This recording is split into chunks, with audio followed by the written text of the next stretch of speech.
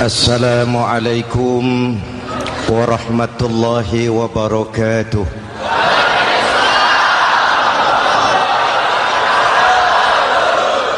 Alhamdulillahillazi ja'ala Ramadhana syahra siyami lil mu'minin.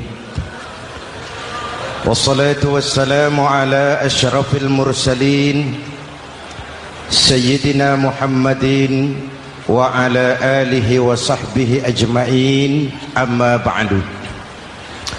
Para ulama yang saya muliakan, para pejabat baik sipil maupun militer yang saya hormati, alhamdulillah malam ini atas izin Allah, mudah-mudahan yang kita laksanakan ini merupakan bagian dari amal ibadah kita di bulan suci Ramadan ini. Hadirin, reformasi terbesar adalah reformasi yang dilakukan oleh baginda Nabi besar Muhammad sallallahu alaihi wasallam. 23 tahun merombak satu bangsa biadab menjadi bangsa beradab, merombak umat yang terpecah belah menjadi umat yang bersatu, merombak masyarakat yang tenggelam dalam kemusyrikan menjadi umat yang bertauhid. Reformasi besar apa yang dilaksanakan oleh Rasul dan apa hubungannya dengan kita sekarang? Ini yang ingin saya sampaikan malam ini. Pertama, beliau melaksanakan reformasi akidah, membebaskan manusia dari kemusyrikan, menyelamatkan manusia dari ketergantungan kepada benda. 13 tahun beliau berjuang di kota Makkah hanya untuk menanamkan la ilaha illallah Muhammadur Rasulullah. Dari sana segalanya dimulai, meletakkan fondasi. Saya yakin tidak ada Tuhan selain Allah dengan seluruh konsekuensinya. Kalau saya yakin tidak ada Tuhan selain Allah, maka saya tidak akan menyembah kecuali hanya kepada Allah. Orang yang benar fondasinya, benar sujudnya. Jelas?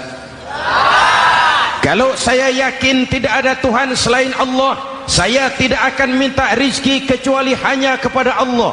Orang yang benar fondasinya, jauh dari korupsi, jauh dari judi.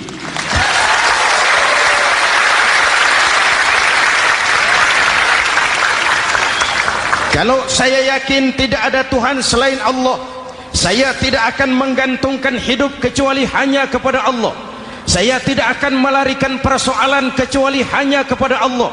Saya tidak akan pernah takut kecuali hanya kepada Allah. Saya tidak akan minta tolong kecuali hanya kepada Allah. Inilah generator yang membangkitkan seluruh nilai-nilai amal kita. Kita puasa, kita sujud, kita jihad, itu kan karena nilai iman. Betul? Imannya tidak kelihatan, yang kelihatan gejalanya. Mic ini berbunyi karena ada strom. Percaya apa tidak? Kelihatan stromnya? Kok tahu ada strom dari mana? Dari bunyi. Ada suaranya itu, ada stromnya. Kenapa? Bunyi. Lampu menyala karena ada strom. Kipas angin berputar karena ada strom. Betul? Jadi kalau ada strom bunyi dong. Kalau ada strom lampunya nyala dong. Kalau ada strom kipas anginnya muter dong. Artinya apa? Kalau ada iman sujud dong. Kalau ada iman jihad. Sudah dangdong.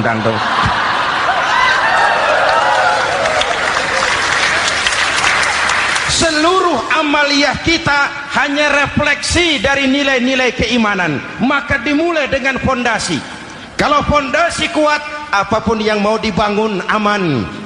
Kalau fondasi rapuh, apa yang mau dibangun di atas fondasi yang rapuh? Karena itu, dengan tabligh akbar ini, pesan pertama saya, mari jaga nilai-nilai iman kita. Kita masih bergelut dengan zaman susah. Judi kembali merebak, narkoba meracuni remaja dan pemuda-pemudi kita, padahal dua-duanya sumber segala macam kemaksiatan. Judi mendidik orang jadi malas, dan sejarah belum pernah mencatat ada orang jadi kaya karena judi. Yang bangkrut, yang kere, yang melarat banyak.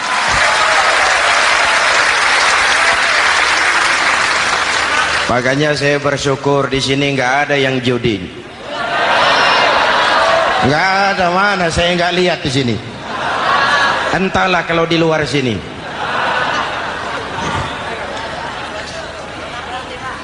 Judi itu penyakit, kalahnya bikin penasaran, menangnya bikin ketagihan. Itulah penyakitnya.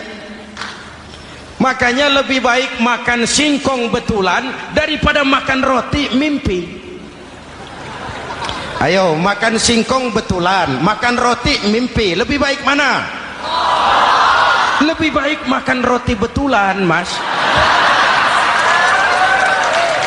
Maksud saya, uang 4-5 ribu rupiah itu daripada belikan togel, daripada dibelikan pakong, daripada dibelikan macam-macam undian judi, lebih baik dibelikan beras, makan sama-sama. Hadirin yang saya hormati, karena iman kita hidup, untuk iman kita berjuang, dalam iman kita ingin kembali menghadap Allah Subhanahu. Dahulu pun orang-orang tua kita berjuang memerdekakan negeri tercinta ini. Apa faktor penggerak utamanya? Iman. Imanlah yang mengajarkan orang-orang tua kita, hubbul watan minal iman. Cinta tanah air bagian daripada iman. Lah, tanah air kita kan bukan Aljazair. Tanah air kita bukan Palestina. Tanah air kita bukan Mesir. Tanah air kita mencintai Indonesia bagian daripada iman. Yang datang menjajah kebetulan kafir. Lah ini, bertemulah cinta tanah air dengan semangat jihad yang diajarkan agama. Lalu bangkitlah para ulama, bangkitlah para kiai, bangkitlah para santri, berjuang memerdekakan negara tercinta ini. Saya tanya lagi, orang-orang tua kita dahulu berjuang melawan penjajah, senjatanya apa? Bambu runcing. Jenderal mana mau taruhan? Bambu runcing merdeka melawan tank. Bambu runcing merdeka melawan meriam. Bambu runcing merdeka melawan tentara-tentara profesional yang terlatih dengan baik. Menurut logika tidak mungkin, menurut kebiasaan tidak bisa, menurut rasio impossible. Entoh nyatanya kita merdeka. Lalu para pendiri Indonesia dengan jujur mencantumkan dalam mukaddimah Undang-Undang Dasar Negara kita kalimat yang berbunyi, dengan berkat rahmat Allah yang Maha Kuasa. Ada tidak itu dalam pembukaan Undang-Undang Dasar? Ada apa tidak? Pokoknya biar belum pernah baca, ada gitu saja sudah, ya, biar lancar urusan. Saya yakin kalimat ini bukan lipstick, not decoration only. Kalimat ini pengakuan moral, pengakuan batin yang sangat jujur dari para pendiri Indonesia bahwa Allah campur tangan dalam proses kemerdekaan. Kalau tidak, nggak ada ceritanya bambu runcing merdeka melawan tank.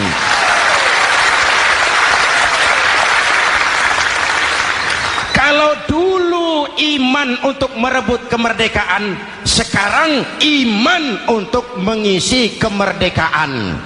Betul? Betul? Karena itu jaga nilai-nilai iman, jangan tidur. kita sudah berhasil melaksanakan pemilu, sidang umum MPR sudah digelar, pemerintahan baru sudah terbentuk. Itu kita pilih bersama, kita dukung bersama. Mendukung itu tidak harus selalu iya, kula nuwun semohon dawuh kumaha juragan wae oke bos. Mendukung tidak harus selalu iya, mendukung juga memberikan saran, kritik, perbaikan. Kenapa? Di mana-mana di dunia ini kekuasaan cenderung mau menang sendiri, kekuasaan cenderung untuk korup. Karena itu kalau kita cinta kepada pemerintah, kita harus mengawasi jalannya pemerintahan kita ini.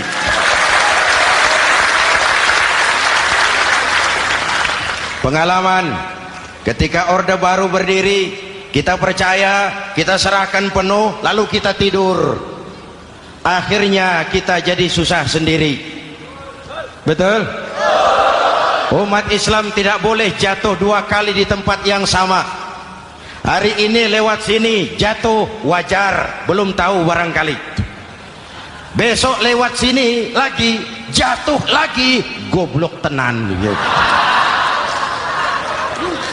Masa jatuh dua kali di tempat yang sama itu bagaimana? Hadirin yang saya hormati, nilai-nilai iman, intan paling mahal, mutiara paling berharga, tidak lain nilai iman.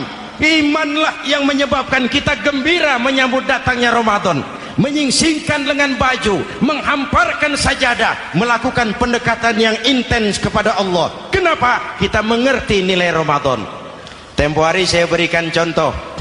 Di tangan kanan saudara ada berlian, harganya 50 juta. Di tangan kiri saudara ada rumput seikat. Berlian dan rumput ini taruh di depan kambing. Kira-kira mana yang diambil kambing? Rumput, dasar kambing. Kambing tidak ngerti nilai berlian. Padahal kalau kambing sedikit mau pakai otak. Kalau berlian yang saya ambil, kata kambing, lalu saya bawa ke pasar, kemudian saya jual, harganya 30 juta, lalu dibelikan rumput, dapat rumput sekabupaten. Tapi kambing tidak ngerti nilai berlian. Yang kambing tahu cuma rumput. Kenapa? Hidup kambing cuma melayani perut. Maka kata Imam Ali karramallahu wajhah, orang yang hidupnya hanya untuk melayani perut,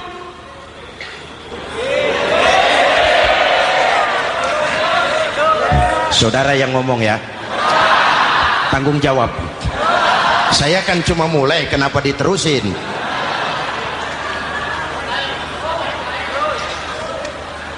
Hadirin yang saya hormati, jaga iman baik-baik, wariskan kepada anak-anak kita. Mereka harapan kita semua, mereka masa depan Indonesia. Akan bagaimana Republik Indonesia, bahkan akan bagaimana Islam di Republik Indonesia 20, 30, 40 tahun yang akan datang. Anak-anak kitalah jawabannya.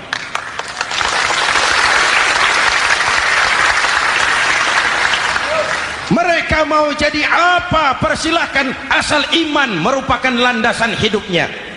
Anak-anak kita boleh jadi jenderal asal jenderal beriman, boleh jadi pejabat, pejabat beriman, jadi pengusaha, pengusaha beriman.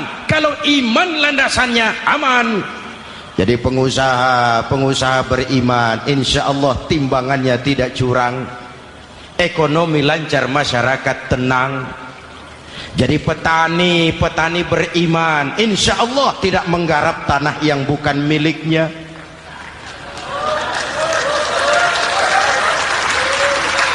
Jadi pejabat, pejabat beriman, insya Allah korupsinya sedikit.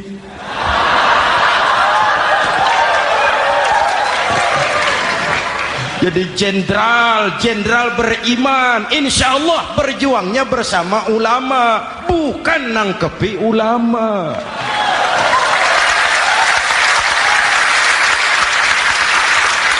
Jadi teknokrat, teknokrat beriman, jadi pengusaha, pengusaha beriman, jadi seniman, seniman beriman, jadi maling. Nggak ada, mana ada maling beriman. iman landasannya, insya Allah aman. Ini yang pertama. Yang kedua, baginda Nabi melaksanakan reformasi sosial. Berupa apa? Membebaskan manusia dari ras diskriminasi, mengikat manusia dengan tali akidah. Diciptakan kita dari laki-laki dan perempuan, dijadikan kita bersuku-suku dan berbangsa-bangsa. Bahkan Quran memulai dengan kalimat syu'ub, wa ja'alnakum syu'uban wa qabaila. Kami jadikan kamu berbangsa-bangsa dan bersuku-suku agar kamu saling mengenal satu dengan yang lain. Saya ingin mengulangi imbauan saya, mari kita tingkatkan kerukunan. 3 macam kerukunan. Pertama, rukun antar umat seagama. Sesama muslim harus rukun. Ya Pak? Ya Bu?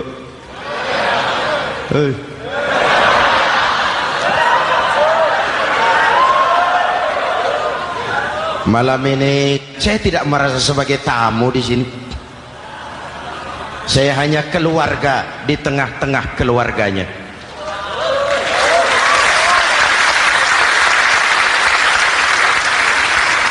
Di sepanjang Jawa kah saya, ke Sumatera kah saya, ke Kalimantan saya, ke Sulawesi saya, ke Irian Jaya saya, kemana saja saya pergi, di mana saja saya berada, saya hanya keluarga di tengah keluarganya.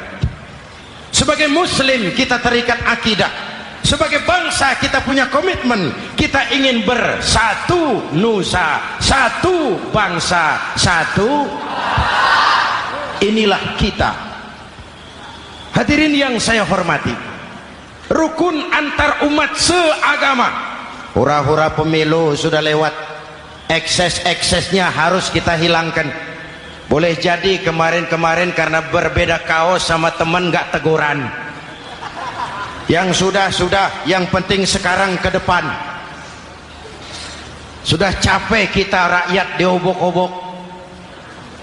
Sudah datang saatnya kita meluruskan saf, merapatkan barisan, menggalang semangat kebersamaan. Rukun antar umat seagama. Begitulah malam ini saya hadir di tengah keluarga sendiri. Yang mengikat kita apa? Akidah. Di masjid kita ditemukan, dan inilah simbol kehidupan umat. Tadi kita sholat isya dan tarawih di sini, menghadap ke arah yang sama, menyembah Allah Tuhan yang sama, melakukan gerak yang sama, membaca bacaan yang sama, dengan bahasa yang sama. Betul? Tapi kita datang dari segala penjuru. Kita datang dari sebelah lor, sebelah kidul, sebelah wetan, sebelah kulon. Di sini di masjid ini kita menghadap ke arah yang sama. Kita yang hadir di sini boleh jadi ada yang dari Sumatera, Kalimantan, Sulawesi, Irian Jaya, tapi kita adalah Indonesia. Jelas? Jelas? Saya sering kasih contoh, coba kalau sholat pakai bahasa masing-masing, ramai masjid, bingung malaikat. Ini Indonesia ramai karena tiap provinsi sholat pakai bahasa masing-masing. Kalau Riau bicara sendiri, Ambon bicara sendiri, Aceh bicara sendiri, Irian bicara sendiri, ramai masjid. Jelas? Jelas? Yang imam pakai bahasa Indonesia, takbir, Tuhan yang maha besar. Gagah sekali, bingung malaikat. Kembali kita kalau sholat pakai bahasa masing-masing. Betapa ramainya masjid.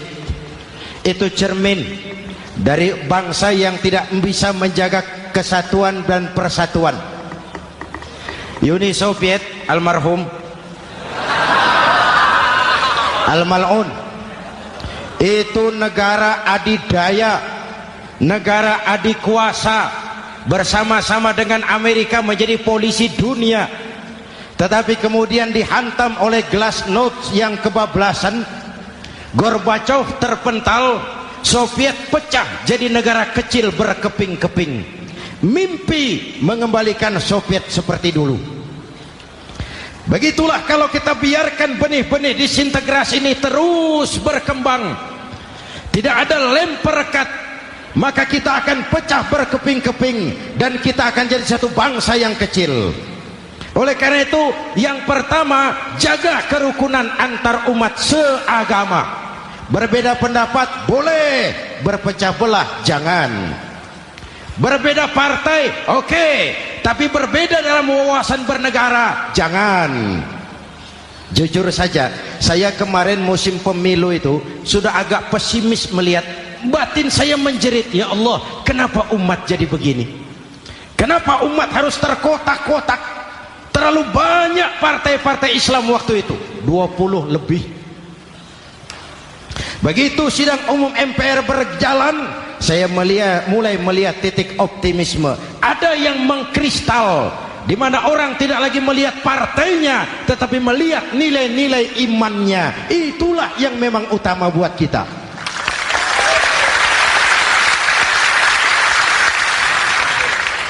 Ini yang pertama, rukun antar umat seagama. Yang kedua, rukun antar umat beragama. Beberapa hari yang lalu ada kejadian yang mengenaskan di Jakarta Timur, Cipayung. Peristiwa penyerbuan Yayasan Dolos. Hadirin yang saya hormati, kita tentu menyesalkan kejadian itu. Kita tidak bisa menyetujui tindakan main hakim sendiri. Kita berharap pemerintah bukan hanya bisa menangkap pelakunya, tapi juga yang tidak kalah pentingnya mengusut akar permasalahannya. Kenapa itu terjadi? Kalau cuma pelakunya yang ditangkap, akar permasalahannya tidak selesai, saya khawatir terulang lagi di tempat lain. Inilah yang terpenting, menjaga kerukunan antar umat beragama, saling menghormati, saling menghargai. Jangan melakukan kamuflase, jangan melakukan tindakan-tindakan yang rawan dan peka. Misalnya umat Islam membangun masjid di tengah perkampungan orang Kristen, padahal tidak ada Islamnya di situ. Itu bisa menimbulkan kerawanan. Atau sebaliknya, membangun gereja di tengah perkampungan umat Islam yang tidak ada Kristennya di situ. Atau sebaliknya, mereknya kegiatan sosial, mereknya kegiatan kemanusiaan, tapi isinya penyebaran agama kepada orang yang sudah beragama. Itu pun bisa menimbulkan kerawanan. Jelas? Maka yang besar jangan mau menang sendiri, yang kecil harus tahu diri. Jelas? Mari saling menghormati, mari saling menghargai dalam batas lakum dinukum. Menangkap pelakunya penting, mengusut akar permasalahannya itu pun tidak kurang pentingnya. Hadirin yang saya hormati, Islam agama toleran, baik dari prinsip ajarannya maupun dari sikap umatnya. Islam agama yang rahmatan lil alamin. Kita punya kewajiban untuk membuktikan bahwa Islam bukan merupakan ancaman. Islam adalah alternatif. Islam adalah solusi. Islam bukan ancaman. Yang hadir di sini bukan perusuh, bukan umat biang kerok. Ini umat yang cinta damai.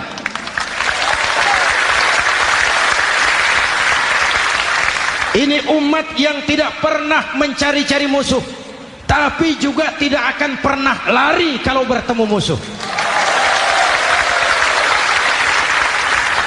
Mari kita jaga kerukunan antar umat beragama. Jangan sampai peristiwa Dolos terulang lagi di tempat-tempat lain. Saling menghargai, saling menghormati. Jangan main hakim sendiri. tapi juga jangan mau menang sendiri. Hadirin yang saya hormati, dengan menjaga kerukunan antar umat beragama, akar keutuhan kita sebagai bangsa semakin terpelihara. Lalu yang ketiga, rukun antar umat beragama dengan pemerintah. Tadi kita sholat di sini ada imam, ada makmum, betul? Kalau makmum siapa saja boleh, Mas. Tidak ada pemilihan makmum. Fikih itu ketat kalau sudah memilih imam. Nih makmum siapa saja. Pak, itu orang pemabuk itu, boleh jadi makmum. Suka mencuri, Pak, boleh jadi makmum. Bacaannya tidak fasih, boleh jadi makmum.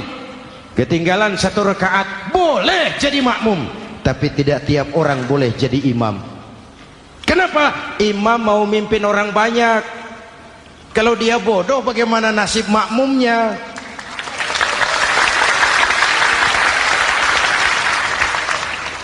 Ada karikatur di Medan, pernah kejadian anak kecil disuruh sholat sama ibunya. Nak, sholat kau. Ah, aku tak pandai sholat, mak. Si Ucok rupanya ini. Kata ibunya, sudahlah, kau ikuti saja bapakmu tuh. Apa yang bapak mau kerjakan, kau ikuti sajalah. Jadilah, mak, kalau ikut saja bisa laku. Berangkatlah anak ini kan, sholat di belakang bapaknya, jadi makmum. Sholat di balai bambu, tidak pakai tikar. Bangun sujud, hidung bapaknya terjepit bambu. Karena sakit dan kaget, refleks bapak ini teriak, aduh. Anak di belakang ingat pesan maknya, ikuti saja bapakmu. Si anak ini malah pakai irama, aduh.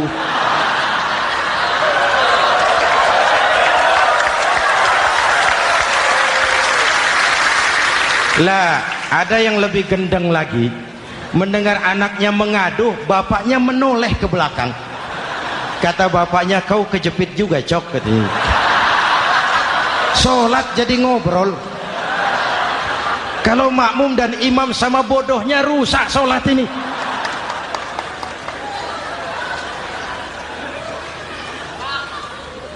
Hadirin yang saya hormati, rukun antar umat beragama dengan pemerintah, pemerintah yang legitimate, yang dihasilkan lewat proses demokrasi. Benarnya kita dukung, salahnya kita tegur, kita kritik, kita perbaiki, kita berikan saran-saran yang baik. Sekali lagi, jangan tidur. Sudah lewat masanya. Kemarin-kemarin kita menghadapi satu masa yang penuh krusial. Sudah datang saatnya kita bersama-sama bahu-membahu mengatasi kesulitan besar yang tengah kita hadapi sekarang ini. Dengan 3 kerukunan ini, insya Allah keutuhan kita sebagai bangsa akan lebih terpelihara. Ini reformasi kedua. Dalam konteks kita sekarang, menjaga semangat kebersamaan. Saya sering mempopulerkan di masyarakat kita, umat Islam, bangsa Indonesia seperti 5 jari ini. Kalau kompak, apa yang tidak terpegang? Tapi kalau berpecah belah, apa yang mau dipegang? Yang ini namanya ibu jari. Umaro ini, pemerintah. Kerja apa saja kalau sudah diginikan pemerintah, lumayan. Diginikan kiamat, Mas.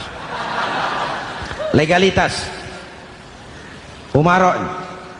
Yang ini telunjuk, alat untuk menunjuk. Ini orang yang punya uang, orang kaya, para pengusaha, investor. Kita perlu untuk memulihkan roda perekonomian kita. Di mana-mana kalau orang sugih nunjuk, lancar urusan, Pak. Coba kita yang melarat nunjuk-nunjuk ini, nggak laku, Pak. Makanya kata orang, serba salah jadi orang susah, tapi lebih susah jadi orang serba salah. Serba salah jadi orang susah, tapi lebih susah jadi orang serba salah. Telunjuk. Yang ini jari tengah lah ini, di tengah dia, ke kanan tidak, ke kiri tidak. milik semua golongan ini, netral. Siapa ini? TNI. Siapa ini? Cendekiawan. Siapa ini? Ulama idealnya itu. Milik semua, tidak kemana-mana tapi ada di mana-mana. Nggak bisa diajak suitan ini. Nggak ada anak-anak main kelereng suitnya begitu, itu nggak ada.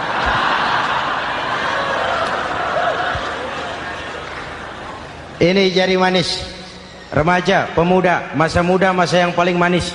Semua harapan milik pemuda.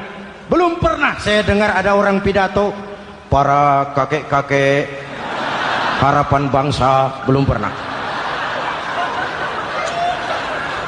Mesti kalau sudah harapan umat, pemuda, harapan negara, pemuda, harapan agama, pemuda, harapan bangsa, pemuda, harapan pemudi. Jari manis.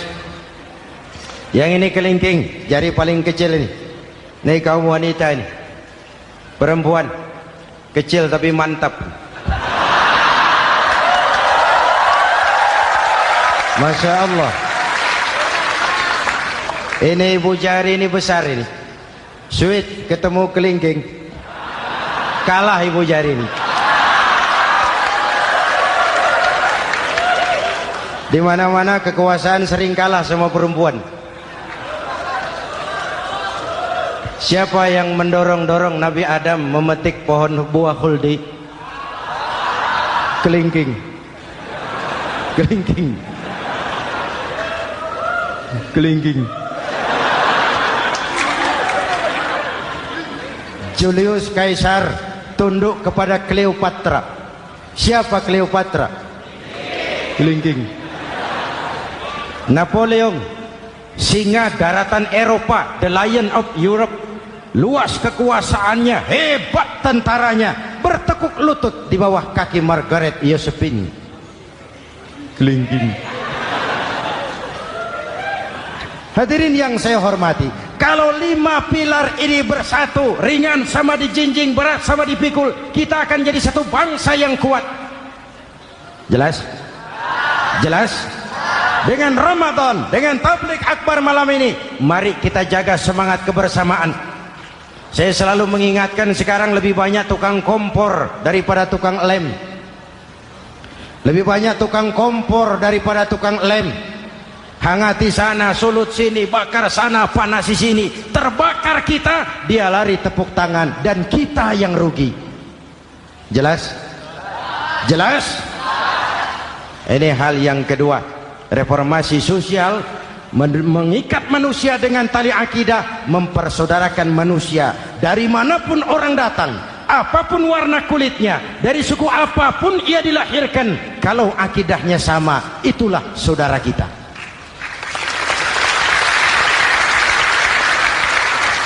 Kembangkan terus kerukunan antar umat seagama, antar umat beragama, dan antar umat beragama dengan pemerintah. Muslim bagaikan satu tubuh. Jikalau yang satu sakit, yang lain ikut merasakan sakit. Muslim bagaikan sebuah bangunan, yang satu sama lain harus saling memperkuat. Ada yang jadi tiang, tentu. Ada yang jadi pintu, memang. Ada yang jadi genteng, iya. Tapi satu sama lain harus saling memperkuat. Tidak bisa genteng ngomong sama tiang. Kata genteng, saudara tiang, kamu sih enak. Saya setengah mati, kata genteng. Hujan kehujanan, panas kepanasan. Kadang-kadang anak-anak nakal saya dilontari batu, kata genteng. Yang jadi tiang ngomong lagi. Kata tiang, saudara genteng, jangan sembarangan kalau ngomong. Kamu kira kamu bisa nongkrong di atas? Itu gara-gara siapa, genteng? Aku yang topang dari bawah, kata tiang. Kamu jadi anggota DPR, jadi anggota MPR, jadi pejabat, kami rakyat yang angkat.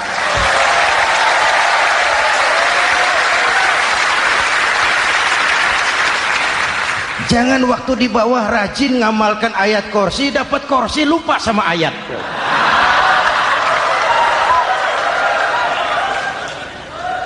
mari ringan sama kita jinjing, berat sama kita pikul, duduk ya kita sama rendah, berdiri kita sama tegak. Tidak ada warga negara kelas 1 di Republik ini.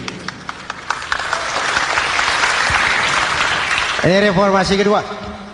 Yang ketiga, reformasi menegakkan keadilan, menyelamatkan manusia dari kezaliman.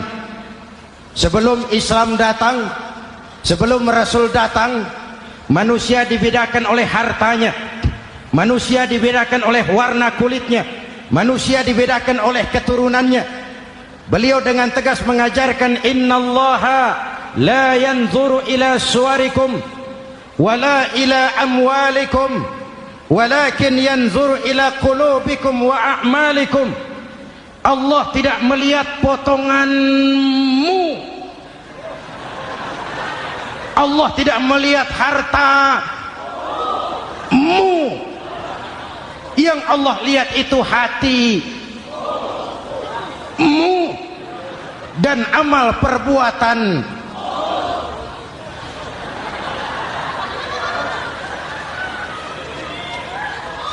Perjuangan menegakkan keadilan.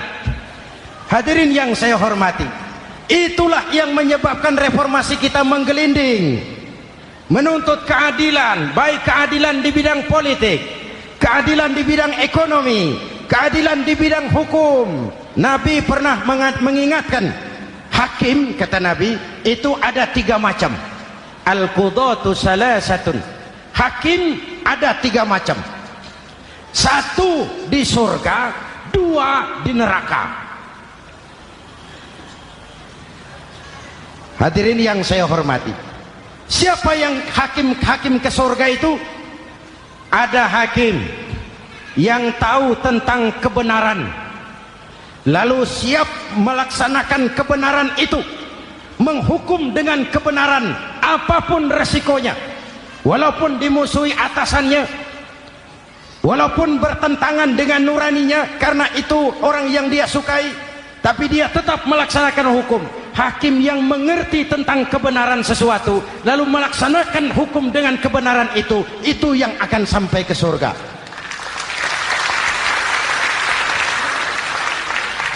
Yang kedua, ada hakim tahu tentang kebenaran tapi tidak mampu melaksanakan hukum dengan kebenaran itu.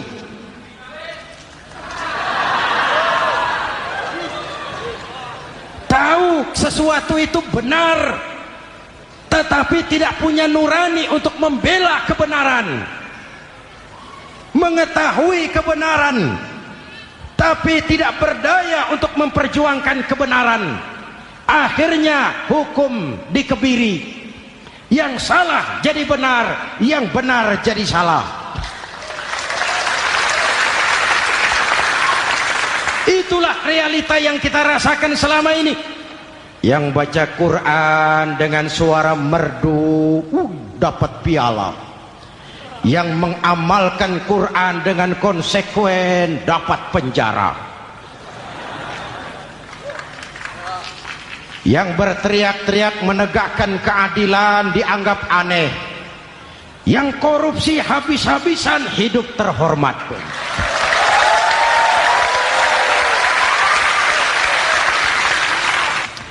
Jadi yang kedua tadi hakim yang tahu kebenaran tetapi tidak mampu melaksanakan hukum sesuai dengan kebenaran. Diperkosanya kebenaran, ditekannya hati nuraninya, sehingga ini yang mengakibatkan terlukanya perasaan keadilan. Yang ketiga lebih celaka lagi, ada hakim yang tidak mengerti tentang kebenaran lalu melaksanakan hukum dalam ketidakmengertiannya. Bodoh melaksanakan hukum dalam kebodohan, itu pun menyebabkan orang masuk neraka. Na'udzu. Hadirin yang saya hormati, reformasi yang dilaksanakan Rasul berjuang menegakkan keadilan setelah membebaskan manusia dari ras diskriminasi. An-nas kulluhum li Adam wa Adam min turab, la fadla li arabiyyin ala ajamiyyin illa bittaqwa. Seluruh manusia berasal dari Adam. Adam diciptakan dari tanah, dan tidak ada kelebihan Arab dengan yang bukan Arab kecuali dengan takwanya. Nah, saya masih ingat sebuah cerita. Mau dengar? Mau dengar? Pada waktu Umar bin Khattab radhiyallahu anhu menjadi khalifah, menjadi Amirul Mukminin, itu yang jadi gubernur di Mesir adalah Amr bin As. Satu saat Amr bin As ingin mendirikan masjid, tapi tanah lokasi masjid itu milik orang Yahudi, ada gubuk di situ. Dipanggil Yahudi ini oleh Amr bin As. Saudara Yahudi, iya. Itu rumahmu ya? Iya. Sudah tahu belum? Belum. Ya memang saya belum kasih tahu. Begini, kamu bangun sembarangan saja, rumahmu kena jalur hijau itu. Lalu saya mau bangun masjid di situ. Ya tapi ada rumah saya, Pak. Sudahlah, rumahmu saya bayar, saya beli. Enggak mau, Pak. Rumah saya cuma itu-itunya. Saya bayar 2 kali lipat. Enggak mau, Pak. Enggak mau. Sudahlah, saya ganti rugi. Ya, enggak mau, Pak. Namanya juga ganti rugi, Pak. Biar digantikan tetap rugi. Mangkel Amr bin As ini wong cilik kok bertingkah amat. Si amat aja nggak bertingkah. Panggil kamtib. Hei, gusur. Ditarik rumah Yahudi ini, ambrol. Menitiskan air mata si Yahudi di sudut kehidupan. Begini wong cilik ini sudah jatuh tertimpa tangga. Rumah cuma sak gubuk-gubuknya diderek oleh petugas. Pikir-pikir Amr bin As kan cuma gubernur, di atasnya kan masih ada khalifah Umar bin Khattab. Saya mau lapor ke pusat. Berangkat Yahudi ini dari Mesir menuju Madinah, berhari-hari berjalan sambil berpikir, ini nanti kalau saya laporan kepada khalifah, apa pengaduan saya diterima? Wong saya rakyat kecil, lagian Yahudi, sementara yang menggusur saya ini gubernurnya sendiri. Terus dia berjalan sampai di kota Madinah. Lewat tengah hari dia mulai cari-cari. Ada orang, ketemu orang sedang tidur di bawah pohon kurma. Selamat siang, Pak. Siang. Saya mau numpang tanya, Pak. Tanya apa? Bapak tahu Khalifah Umar bin Khattab? Tahu.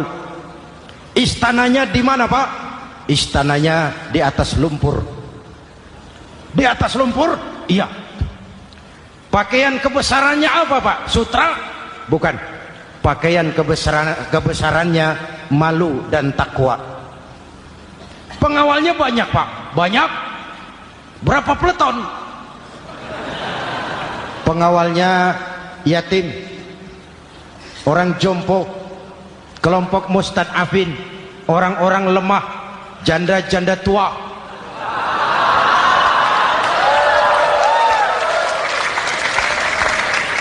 Itu pengawalnya. Pakaian kebesarannya malu dan takwa. Pengawalnya orang-orang lemah, tidak berdaya. Kok begitu, Pak? Begitulah Umar bin Khattab. Orangnya sekarang di mana, Pak? Di depan kamu. Jadi Bapak, iya. Bapak, iya. Saya Umar. Ada apa, Mas? Oh, yang datang dari Semarang waktu itu. Gini loh, Pak, saya mau menuntut keadilan. Keadilan kenapa? Gubernur Bapak Amr bin As itu, Pak, zalim. Kenapa dia? Gubuk saya main tarik saja, runtuh. Saya nggak punya rumah lagi, wong saya ini golongan makmur, cuma rumah sama sumur. Lalu untuk apa? Katanya dia mau bangun masjid di situ, Pak. Dipaksanya rumah kamu ditarik sampai runtuh. Iya. Yahudi? Ya, Pak. Itu ada tempat sampah ya. Betul, Pak. Di situ banyak tulang unta. Coba kau cari satu tulang unta bawa ke sini. Bingung Yahudi.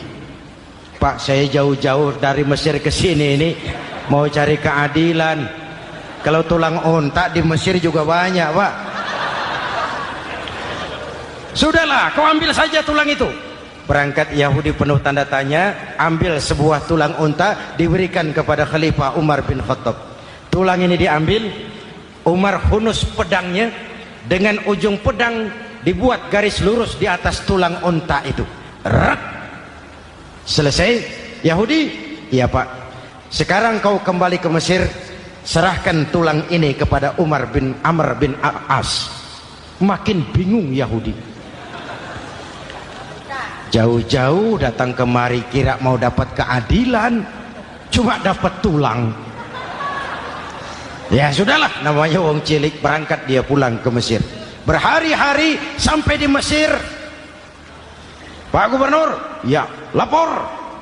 Ada apa Yahudi? Saya dari pusat. Loh, kamu dari Madinah? Iya Pak. Ngapain sih kamu ke sana-sana? Nuntut keadilan. Kamu bertemu Khalifah? Ketemu Pak.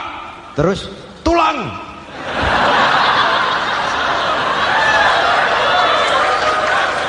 Ini loh Pak, salam dari beliau, tulang. Apa maksudnya? Aku nggak ngerti lah itu Pak. Yes, go rene. Diambil tulang itu, Amr bin As melihat ada garis lurus dengan ujung pedang, gemetar badannya, keringat bercucuran. Kepala proyek dipanggil. Mas, ini proyek masjid batal. Gubuk Yahudi dirikan lagi. Loh Pak, kata kepala proyek, saya kan sudah menang tender Pak.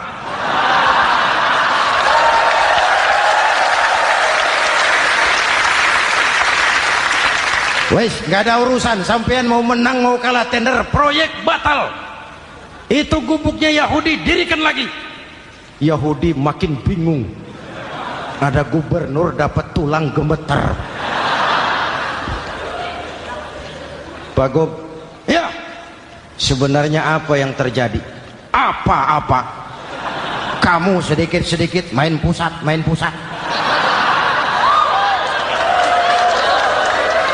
Bu, yang ngomong dulu toh. Ya kan awalnya saya sudah ngomong Pak, tapi gubuk saya tetap ditarik. Percuma ya saya ke pusat Pak. Saya dapat teguran keras dari Khalifah. Tahu kau apa artinya ini? Seolah beliau berkata, "Hai Amr bin As, jangan mentang-mentang sedang berkuasa kau bertindak seenakmu. Berlaku lurus dan adillah kamu seperti lurusnya garis di atas tulang ini."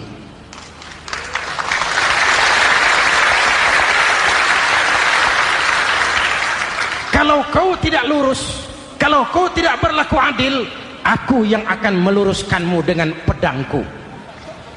Itu bahasa simbolik. Siapa yang gak gemeter? Kamu. Pusat.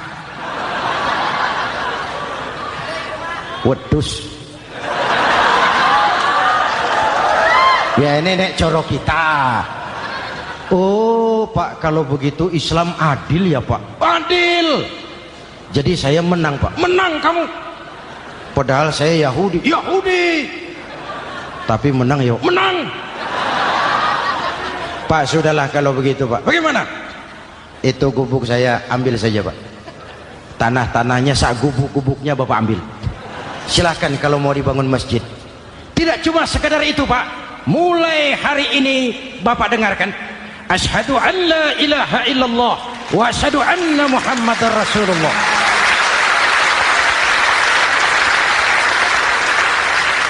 Yahudi bisa menang perkara menghadapi gubernur. Kalau ini terjadi di Indonesia,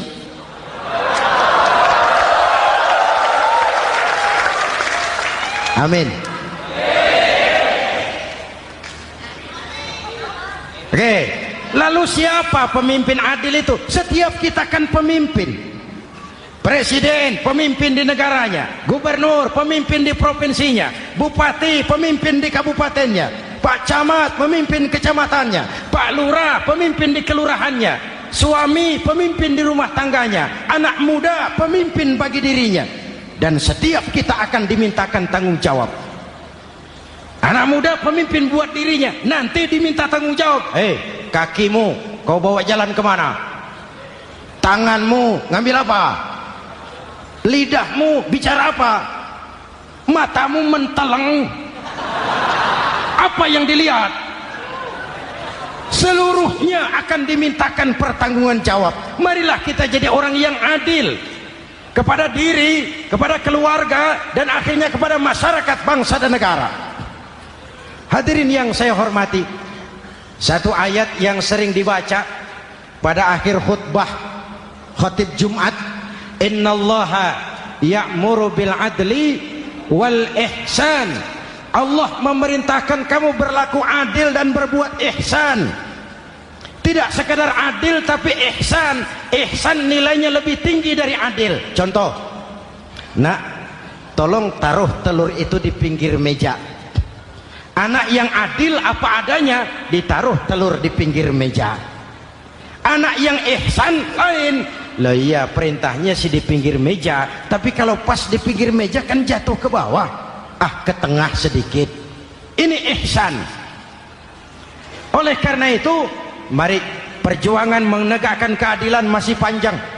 Jalannya tidak lurus, bertabur bunga, menanjak, menurun, banyak onak dan duri.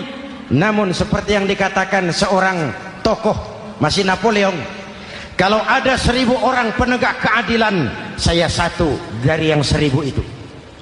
Kalau ada 100 penegak keadilan, saya juga satu dari yang 100 itu. Kalau ada 10 orang menegakkan keadilan, saya juga satu dari yang 10 itu. Kalau hanya 1 orang yang menegakkan keadilan, maka sayalah yang 1 itu.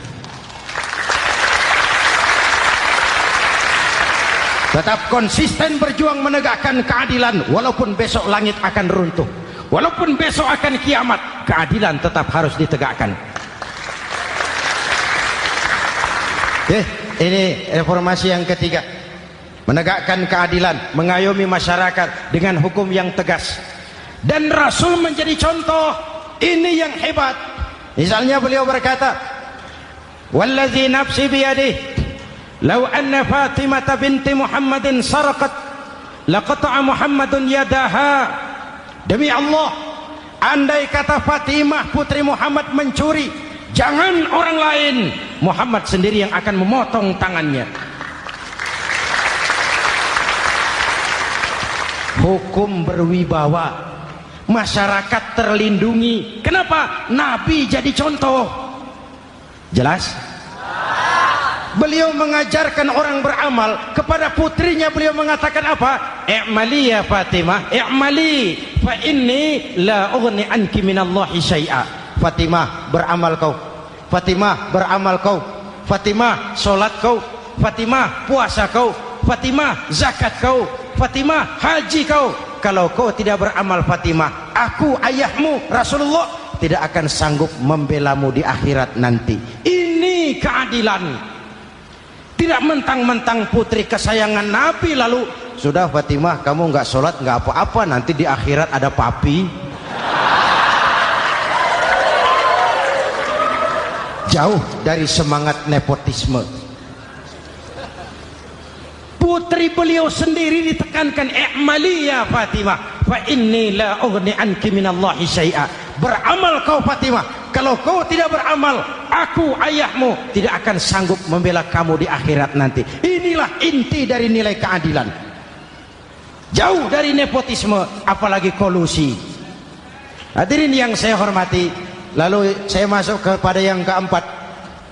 Reformasi keempat yang dilaksanakan oleh baginda Rasul, menyelamatkan manusia dari gaya hidup sekuler, menyelamatkan manusia dari gaya hidup materialis, mengajarkan keseimbangan, ada hidup sesudah mati, ada akhirat sesudah dunia. Betul? Betul? Kalau saja tidak ada hidup sesudah mati, kalau saja tidak ada akhirat sesudah dunia, persilahkan hiduplah saenae, nek perlu saenae udelmu dewe. Sayang. Ada hidup sesudah mati, ada akhirat sesudah dunia. Ini semua calon-calon jenazah.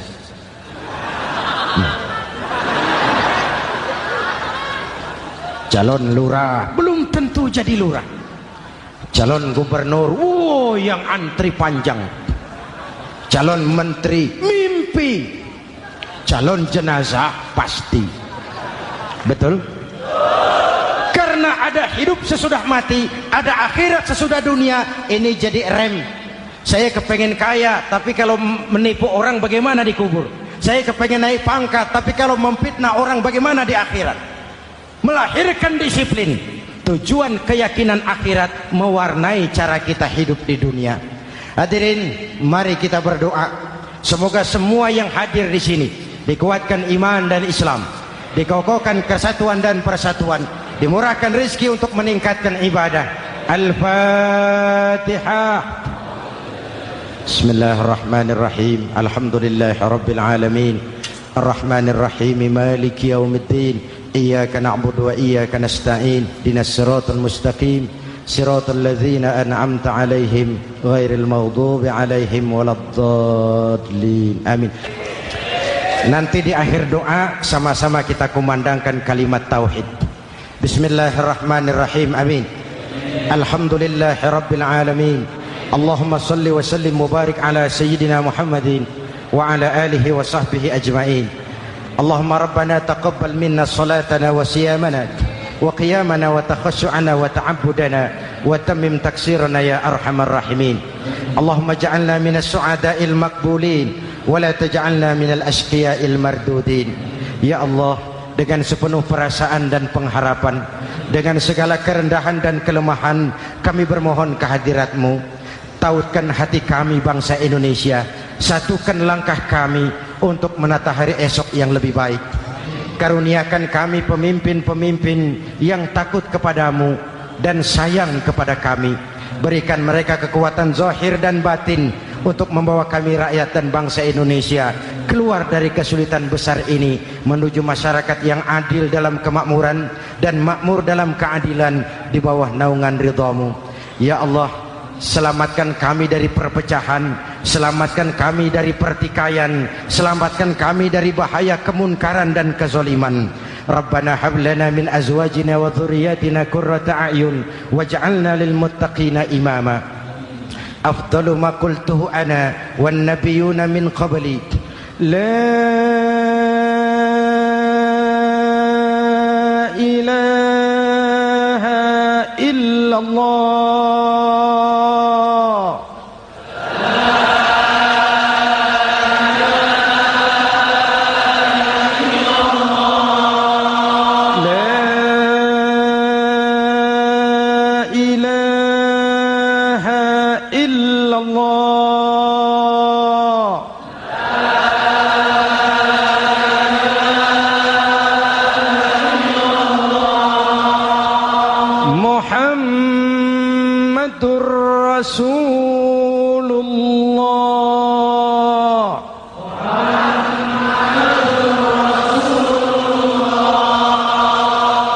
Amin. Sallallahu alaihi wa alihi wa sallam. Kalimatu haqqin 'alaiha nahya wa 'alaiha namut wa 'alaiha nub'atsu insyaallah minal aminin. Rabbana atina fid dunya hasanah wa fil akhirati hasanah wa qina adzabannar. Wa akhiru da'wana anil hamdulillahi rabbil alamin.